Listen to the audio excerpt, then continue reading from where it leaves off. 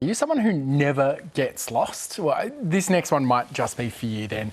GeoGuessr is a game where players have to pinpoint where in the world a random photo has been taken.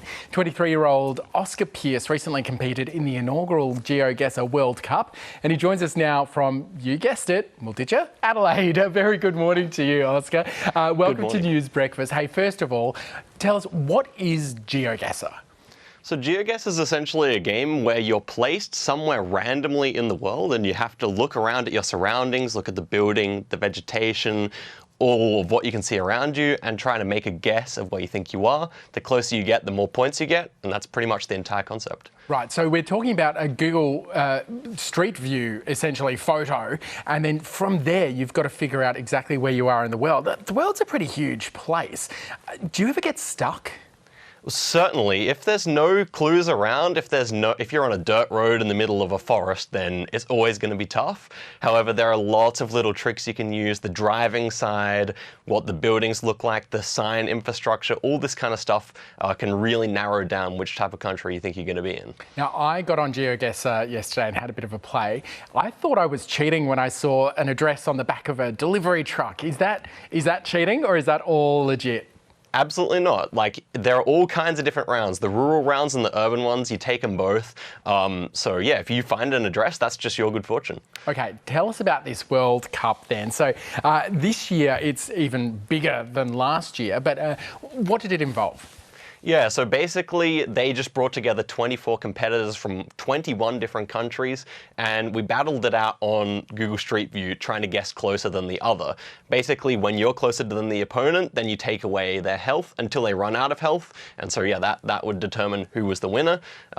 Eventually, the winner was the Dutch competitor Consus, which, I mean, he is just incredible. He can really narrow down the country faster than anyone else. But yeah, it was an absolute blast to take part in. Now, this year's World Cup, are you going to be competing? Yes, all things being equal, I should be there. And while last year I didn't maybe put in as much practice as I could have because I had other responsibilities, this year my full intention is to win for Australia, so we'll see. Okay, so actually on practice, is it just doing it over and over and over again, or are you doing other things to help figure out where in the world you might be? There are many things you can do. Certainly practicing over and over is a big part of it, but also you might learn the specific phone codes of around America, or you might go and learn to read Bengali script, or you could do many different things to improve your guesses.